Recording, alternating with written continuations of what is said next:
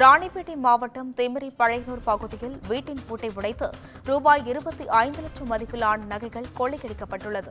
இதுகுறித்து கூடுதல் விவரங்கள் வழங்குவதற்காக செய்தியாளர் கிரண் இணைப்பில் உள்ளார். வணக்கம் கிரண், இதுகுறித்த விவரங்களை பகிரலாம். வணக்கம் அஸ்வினி. ராணிப்பேட்டை மாவட்டம் திமிரி பேரூராட்சிக்குட்பட்ட பழையனூர் ரோடு தெருவைச் சேர்ந்தவர் வெற்றிவீரன். இவர் கூலி தொழில் செய்து வருகிறார்.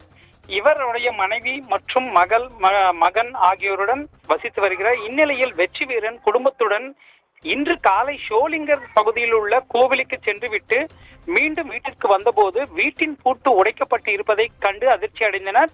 மேலும் உள்ளே சென்று பார்த்தபோது பீரோவில் இருந்த கழுத்து செயின், வளையல், நெக்லஸ், மோதிரம் உள்ளிட்ட சுமார் 34 சவரன் தங்க நகை திருடப்பட்டது தெரிய வந்தது. இது குறித்து உடனடியாக திமிரி காவல் நிலையத்திற்கு தகவல் தெரிவித்தனர்.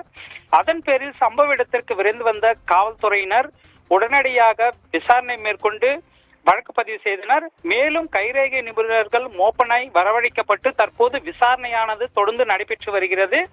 திமிரியில் பட்டப்பகலில் அப்பகுதியில் தினசரி நூற்றுக்கணக்கான வாகனங்கள் பொதுமக்கள் செல்லும் சாலையில் வீட்டின் பூட்டை உடைத்து சுமார் 34 சவரன் தங்க நகை திருடப்பட்ட சம்பவம் அப்பகுதியில் பெரும் பரபரப்பை ஏற்படுத்தியுள்ளது. அஸ்வினி.